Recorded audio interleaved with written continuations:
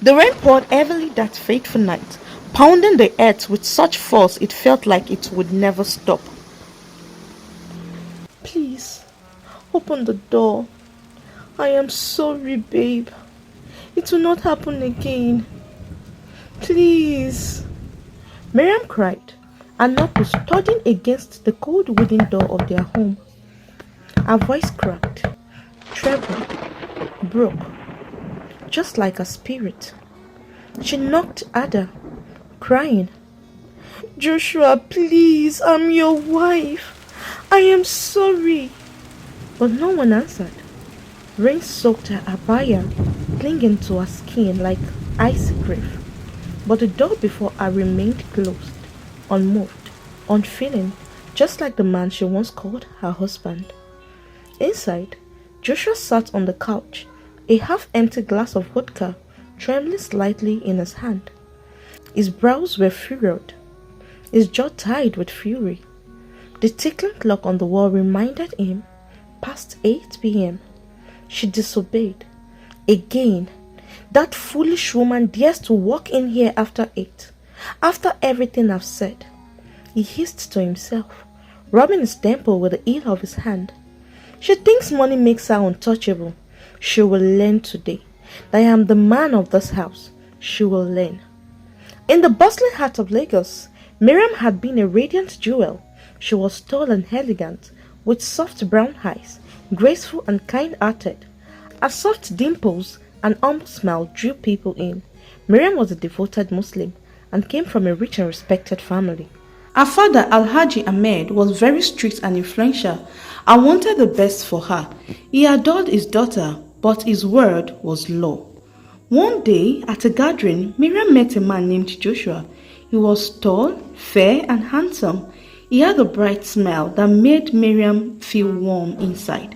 Even though Joshua was a Christian and came from a humble background, Mariam fell in love with him at first sight. She believed love was all that mattered. But when she told her father about Joshua, he became very angry. "If you marry that Christian boy, I will disown you," he shouted. Mariam's mother begged him to change his mind, but Alhaji Ahmed refused. He told Mariam that if she went ahead with the marriage, he and her mother would never be part of her life again. Still, Mariam was deeply in love. She didn't care about the warnings. Her heart only wanted Joshua. So she got married without her parents' blessings. Her foster parents stood in for them, and the wedding was small but beautiful. At first, Joshua was the best husband any woman could ever ask for. He made her laugh, he whispered sweet words and held her hand like she was the most precious thing in the world. Mariam ran a big fabric store in Lagos. She sold lovely abayas, lace, kaftans, hijabs, native wears and ready-made clothes. Her business was doing very well and she had lots of money. Joshua, however, was a taxi driver. He worked hard every day, but he didn't earn much. At first, they were happy. Mariam loved Joshua with all her heart. She always told him how much she cared for him. But after a while, things started to change. Joshua became jealous of his wife's wealth and achievements, and his pride began to wither beside her blooming success. His love soared into resentment. "You think because you earn more, you are better than me?" He snapped one day. "I have never said that," Mariam whispered, hot. But her silence only angered him more. He became cold. He no longer smiled the way he used to. He started shouting at Mariam over small things. When she tried to talk to him, he would insult her. Joshua started sleeping out at night. Sometimes he wouldn't come home at all. Mariam tried to talk to him, but he pushed her away. Mariam cried many nights. She would kneel down on a prayer mat in her room and pray to Allah, asking him to bring back the man she fell in love with. But things only got worse. Mariam got pregnant twice, but sadly she lost both babies. Her heart was broken. Instead of comforting her, Joshua called her a witch. "You are killing our babies," he screamed one day. "That is not true," Mariam cried, but he wouldn't listen. One night, she woke him up gently. "Please, Joshua, I love you," she said. "Please, I want you to change. You don't treat me with love anymore." Joshua sat up, eyes full of anger. "Don't ever wake me up to talk nonsense again," he warned. Mariam went back to her corner and cried until her pillow was soaked with tears. Then one day, after they both had breakfast, Mariam left for work as usual. She made sure the house was clean and the food was ready. Joshua left too, going about his daily hustle. But that evening, traffic was terrible. Mariam got stuck on the road and her phone battery died. She couldn't call Joshua. When she finally got home after 8 p.m., she found the door locked. She had earlier been warned never to come home after 6 p.m. again. She knocked gently at first. "Please, open the door. I am sorry, babe. It will not happen again. Please." Mariam cried, her knuckles thudding against the cold wooden door of their home. Her voice cracked, trembled, broke, just like a spirit. She knocked harder, crying, "Joshua, please, I am your wife. I am sorry." But no one answered.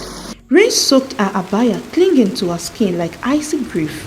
But the door before her remained closed, unmoved, unfeeling, just like the man she once called her husband. The rains didn't stop that night. Mariam stayed by the door, shivering and crying. Her hands were bruised, her lips trembling. She sat by the door, crying as the rain poured down, her heart breaking into tiny pieces. "Ya Allah, what have I done to deserve this?" she whispered. Her sobs were swallowed by the rain. It hadn't always been like this. She thought of the love she gave, the family she lost for this man, the pain she had endured, and the babies she never got to hold. And in that cold rainy night, Mariam knew something had to change, or else she would lose herself completely. Then at last the door creaked open. Joshua stood there, tall and angry, his face hard like stone. "So now you know how to come home," he growled. Before Mariam could say a word, Joshua grabbed her by the arm and dragged her inside. He slammed the door and began shouting, "You stubborn woman, you think this is a joke?" Mariam tried to explain. "Joshua, please, there was traffic, But before she could finish, he slapped her so hard that she hit the floor. He didn't stop there. He kicked her, punched her, dragged her by her clothes and threw her against the wall. Mariam screamed and begged him to stop. "Please, please, I am sorry," she cried, blood dripping from her head down to her abaya. But Joshua's rage blinded him, and soon everything went dark. Mariam passed out. When she opened her eyes again, everything was white and quiet. She was lying on a hospital bed. A drip was in her arm, her hand hot, her body ached all over. She turned her head slowly. A nurse sat beside her, checking her vitals. "Oh, you are awake. Thank God," the nurse said softly, getting up to call the doctor. A few minutes later, the doctor came in, a kind-looking man with gentle eyes. He examined her and then sighed. "Mariam, you need to stay strong," he said carefully. "You had internal bleeding and you lost your pregnancy." Mariam blinked in shock. "Pregnancy?" she whispered. I didn't even know I was pregnant." "I know," the doctor said sadly, "but the beating caused too much damage. You are lucky to be alive." Mariam stared at the ceiling. Her mouth felt dry. Her heart felt empty. She closed her eyes and whispered, "What have I done to deserve this, Ya Allah? Why have you forsaken me like this?" The doctor touched her hand gently. "Please, don't give up. All hope is not lost. You are still alive. That means there's still a future." She nodded weakly, tears streaming down her face. A few days later, Mariam was discharged from the hospital. She took a cab home, feeling scared and unsure of what she could meet. As she opened the front door and stepped into the living room, her heart almost stopped. There on the couch was her husband Joshua. He was not alone. He was holding her closest friend Amira. They were laughing, hugging, kissing. Mariam gasped and dropped her bag. Her head spun. "Joshua," she said, voice shaking, "what are you doing? Why are you kissing my friend Amira?" She turned to Amira. "Amira, what's going on? Please, someone say something. Am I dreaming? Did I enter the wrong house?" Joshua looked at her and smirked. He pulled Amira closer. "You really are a fool, Mariam," he said coldly. "Do you think I ever loved you? No, I was only with you because you loved me, not the other way round." Mariam stepped back, shaking her head. No, this can't be true. Joshua laughed. You see Amira here? She's the love of my life and she's carrying my child. She's moving in. And if you don't like it, you can leave. Mariam fell to her knees. Please, don't do this to me. Please, I beg you, Joshua.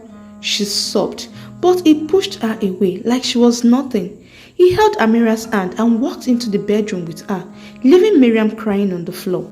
That evening, Joshua moved Mariam's belongings into the guest room.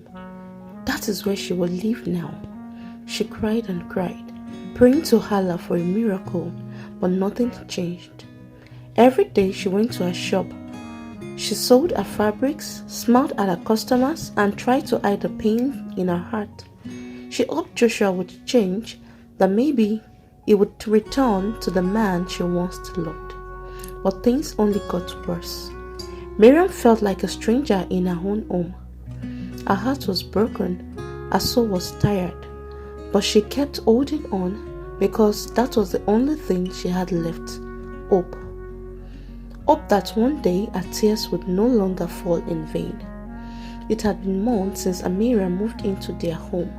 Her pregnancy blossomed with each passing week. Joshua doted on her, pampered her, laughed with her, but to Mariam he gave only silence or pain. Mariam felt like a shadow in her own home. Every day felt like a punishment. Amira, once her closest friend, her sister, now treated her like a maid. She would command her to clean the house, cook, do laundry, and scrub the floor. Mariam obeyed everything without question, not because she wanted to, but because she was afraid of Joshua's wrath.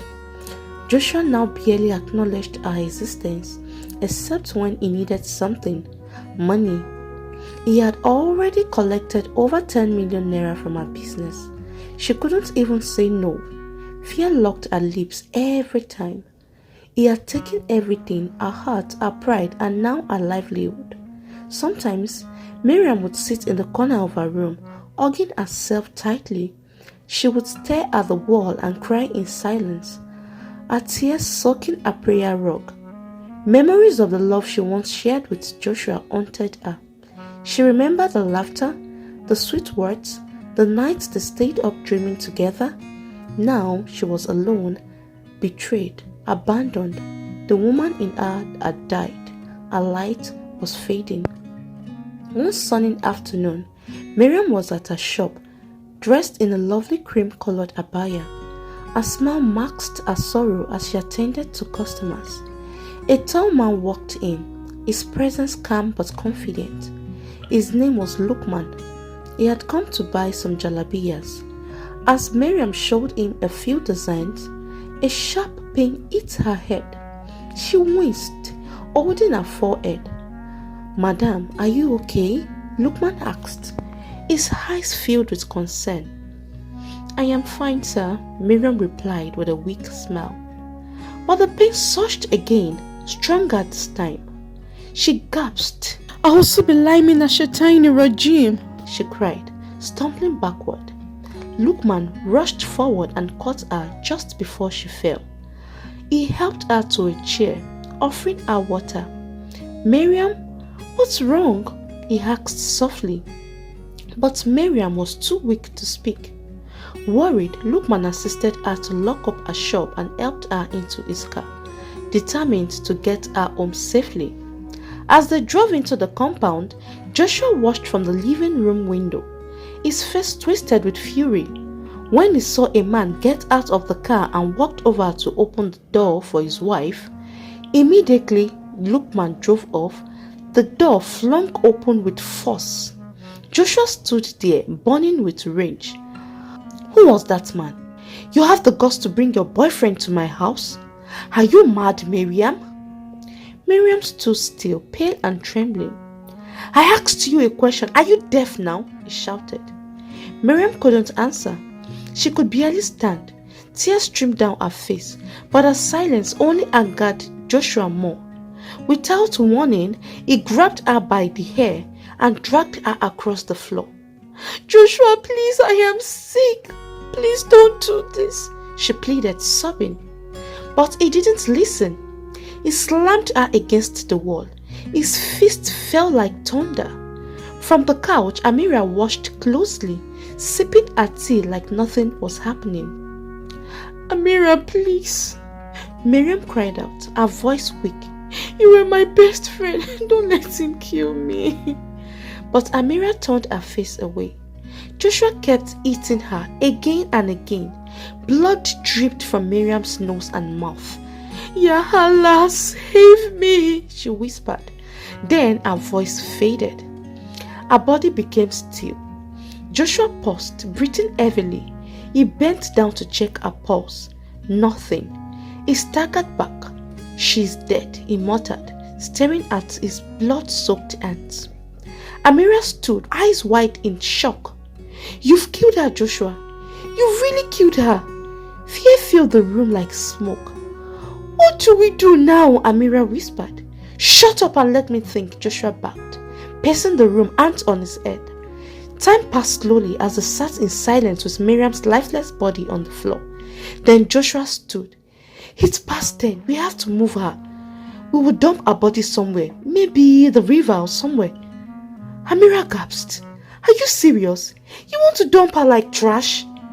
"You will help me," Joshua snapped, "or I will say we did it together." "You are insane," Amira shouted. "The police will know I didn't touch her. You did this, Joshua, you did it." But Joshua's threat scared her. Her fear won over her conscience. So they wrapped Miriam's body in a cloth, carried her to the car, and placed her in the trunk. Late that night, they drove to a lonely bridge on the outskirts of town. No one was around. They dragged her lifeless body out of the car. With one final push, they threw her into the dark waters below. The splash was loud, then silence. Joshua and Amira stood there staring at the river. No words, no comfort, just guilt and fear. They returned home, but Mariam would never return again. For days after that horrible night, the house was silent. No one spoke of Mariam. Her name was never mentioned. It was as if she never existed. Joshua cleaned up the house. He washed the blood off the tiles, scrubbed the floors, and buried the clothes he wore that night. Amira, though scared, stayed with him. Her fear of being exposed kept her quiet, but her heart was never at peace. Every sound in the night made her jump. Every knock on the door made her shiver. Joshua tried to act normal. He still drove his taxi around the city. He still came home to Amira like nothing happened. But deep inside, something had changed. He was haunted. Every time he tried to sleep, he saw Miriam's face, her blood, her pain, her final cry for help. "Ya Allah, save me." Those words echoed in his ears like a curse. One morning, about 2 weeks later, Lukman, the kind man who had helped Mariam to the house, returned to her shop to check on her. But the shop was locked, and the neighbors said they haven't seen Mariam in days. Very unlike her, Lukman muttered to himself. He was worried. He tried calling her number, but it didn't go through. He went again the next day, still locked. Something was wrong. He decided to go back to her house to check up on her, but Joshua gave him a cold look. He told Lukman that Mariam ran away and has not returned, but the whole story looked fishy to Lukman, who wasn't convinced. He decided to go report to the police. "I helped her home one day because she was sick," he explained, "but since then, she disappeared. I am worried." The police began to investigate. At first, Joshua denied knowing anything. "She left the house one day and never came back," he claimed. But cracks started to show. The landlord mentioned loud screams the night Mariam had disappeared. A neighbor had seen Joshua's car leave the house around 11 p.m. with Amira inside. People remembered how Mariam used to look sad, with bruises sometimes hidden under her clothes. Lukman pressed further, not relenting over the case, and soon the police discovered the truth. After 2 days, some people who were fishing in the river saw Mariam's body floated to the surface, bloated, lifeless, broken. Her story was written on her wound. They alerted the police, who immediately swung into action. News spread quickly across Lagos. People were angry. Social media exploded with hashtags, "Justice for Mariam." Her pictures were everywhere. A beautiful smile, her kind eyes. Joshua and Amira were both arrested. In court, Amira tried to claim she was innocent, but the evidence was strong. Joshua's blood-stained clothes were found buried behind the house. Neighbors testified. In court, photos of Mariam's bruised face, medical reports of her past miscarriages, and witnesses' testimonies shook everyone. The judge listened, fuming at the horror she suffered. When Lukman stood the stand, he spoke with firm emotion. Mariam didn't deserve to die like that. She was kind, selfless, and strong. She begged for love, and instead, she was murdered. Joshua couldn't even look up. Amira, on her part, later confessed everything. She cried through her testimony, but no one felt sorry for her. Not after the betrayal, not after her silence. The judge gave the final verdict. Joshua and Amira, for your crimes against Mariam Adiola Ahmed, you are hereby sentenced to life imprisonment without the possibility of parole. Gasps filled the courtroom. Mariam's mother wept, not in sorrow but in justice. Mariam was buried by her family, her mother weeping uncontrollably at her grave. Even her father, Alhaji Ahmed, stood there in silent pain, unable to speak.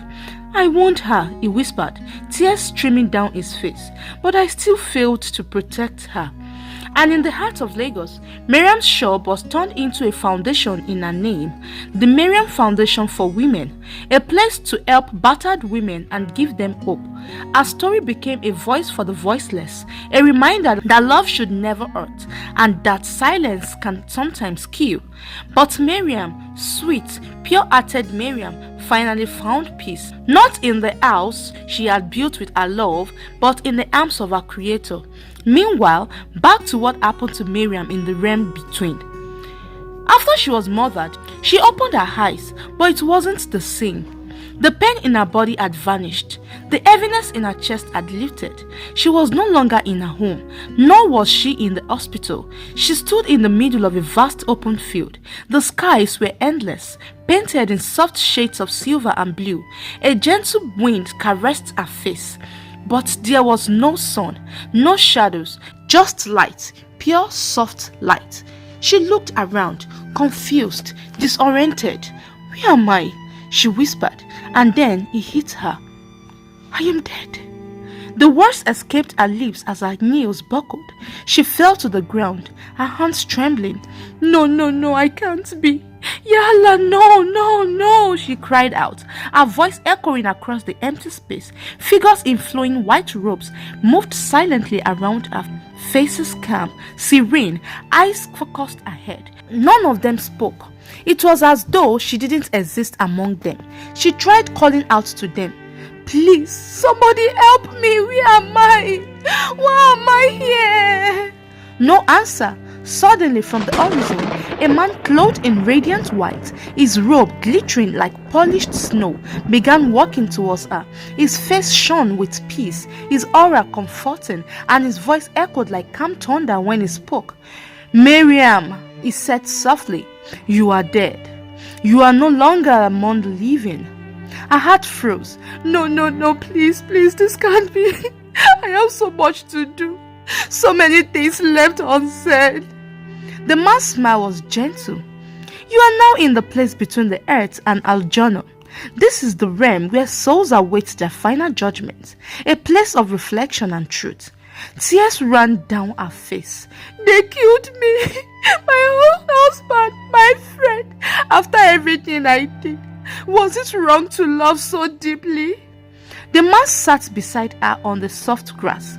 No, Mariam, it is not a sin to love because Allah himself is love.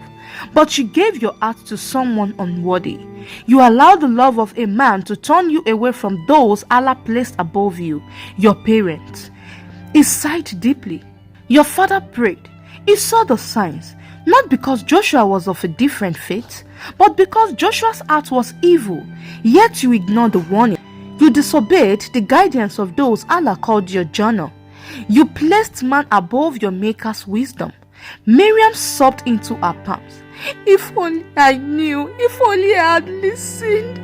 I was blind. I thought love could change anything. I thought I was doing the right thing. You were sincere, the man said, and your Creator saw your heart. Every night you cried, every time you prayed, He heard you. Your sins were forgiven long ago, but the journey was necessary to teach generations that come after you that love without guidance can become destruction. He then pointed towards the horizon. Look, Mariam turned her head. She saw women and girls crying, speaking her name. She saw her mother standing before a crowd, preaching forgiveness and awareness. She saw the Mariam Foundation, the rooms filled with battered women being healed, lives being restored. She saw Lukman organizing donations in her name. She saw young wives escaping violent marriages because her story had taught them courage. She even saw Joshua and Amira in the darkness of a prison cell, tormented by their guilt. You see, the man in white said softly, your pain was not wasted. Your death brought light. You became a voice, a legacy, and justice has come. Mariam closed her eyes, her heart aching with relief. Thank you, Allah, she whispered, hands raised in gratitude. Thank you for not forgetting me. Even in death, you made me matter. The man stood and took a step back. It is time now. Rest, Mariam. You are safe. You are at peace. With that, it disappeared into the light. And for the first time in many years, Mariam smiled. Not a broken smile, hiding sorrow, but a peaceful internal smile. She walked forward, leaving behind the grief, pain, and betrayal, and stepping into the light of mercy, justice, and Jannah. Months passed since Mariam's tragic death. The world outside moved on, but inside the walls of Kirikiri Women's Prison, time stood still for Amira. The once confident, proud woman was now a shadow of herself. Her hair was rough, her eyes sunken. Guilt wrapped itself around her like chains she could never remove. Her belly had grown big with the pregnancy she once bragged about, but there was no joy in her, no excitement, just pain, endless, unshakable pain. Each night, she cried into her thin prison pillow, whispering Mariam's name. I am sorry. I didn't mean for it to end like this. Other inmates avoided her. They had heard what she had done, how she betrayed her best friend, watched her die, and kept silent. No one wanted to associate with her. Then came the night of labor. Amira screamed through the pain, begging the prison nurse to help her. She was rushed to the prison hospital. The contractions were strong. She pushed and screamed, clinging to the hospital bed, sweat pouring down her face.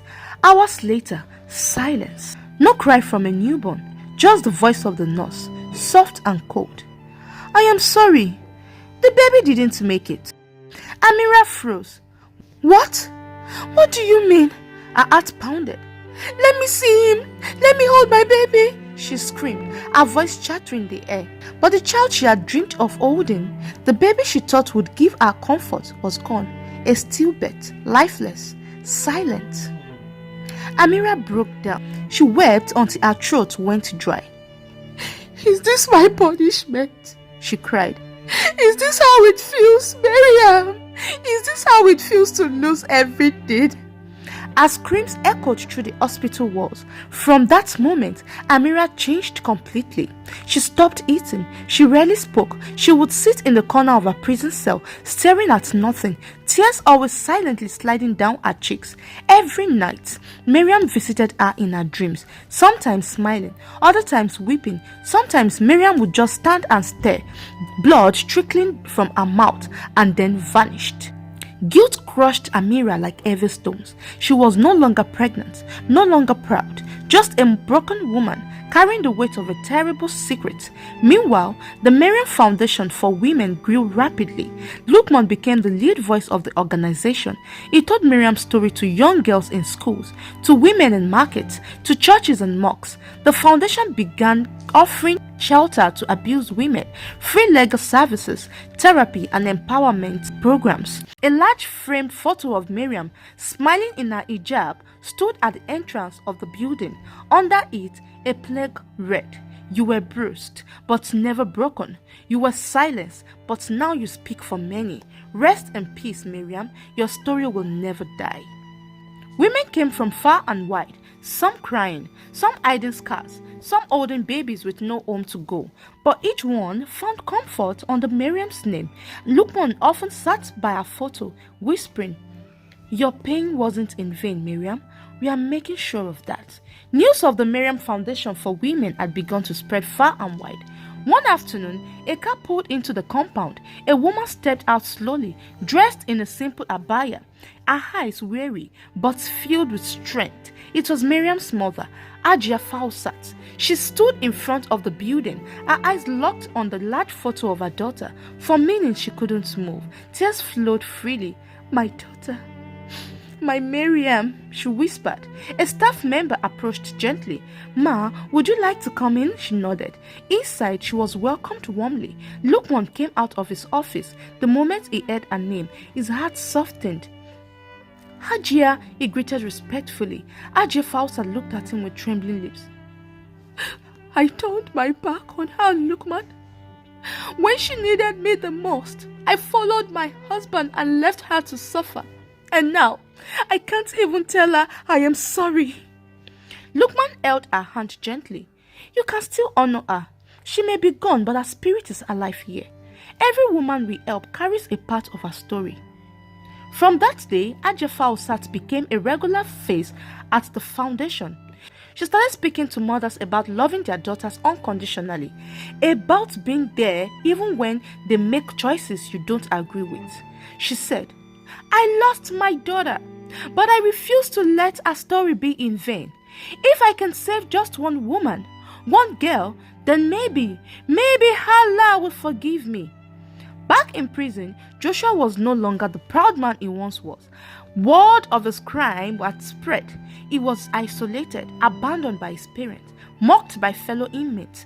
Joshua would cry every night, realizing how bad he had treated Mariam and how he took her love for granted. "I killed her. I killed my sweet Mariam with my bare hands. Oh God, forgive me. Mariam, please forgive me. I was blinded by jealousy." Joshua would say to himself every time, sobbing endlessly, but it was too late. The deed had been done, but justice had truly been served. Years had passed and the Mariam Foundation expanded into other states, reaching more women, more hearts. One day, a young girl named Esther came into the foundation, scared, bruised and pregnant. She sat in the counseling room, sobbing. Ajia Fausat walked in and sat beside her. Without a word, he held her gently and whispered, "You're not alone. You're safe now. This is Mariam's home." And in that quiet room, filled with healing, Mariam's soul smiled from above, her pain transformed into purpose, her death reborn into a movement of hope. The moral lesson of the story is, love should never cost you your dignity or life. True love does not beat, humiliate, or destroy. Any relationship filled with pain, fear, and abuse is not love, no matter how it begins. Never ignore warning signs because of emotions. Love can blind the heart, but wisdom saves lives. When red flags appear early, they should never be ignored. Parents' guidance is priceless. Parents may not always be perfect, but sincere warnings given out of love should be carefully considered. Disobedience without wisdom can lead to deep regret. Silence in the face of abuse is dangerous. Keeping quiet to keep the peace can cost a life. Speaking up and seeking help is not weakness, it is survival. Betrayal by trusted people hurts the deepest. Not everyone who smiles with you loves you. Trust should be given carefully and loyalty should never be taken for granted. Evil actions always have consequences. No crime remains hidden forever. Justice may delay, but it will surely come. Suffering is never wasted when truth is revealed. Though Mariam died in pain, her story saved many lives. Sometimes one voice becomes a warning for many others. Choose peace over endurance of pain. Endurance is not the same as patience. Walking away from danger is not failure, it is wisdom. And the final lesson is that love guided by wisdom brings peace, but love without wisdom can destroy. Always choose safety, truth, and self-worth over blind affection. The end.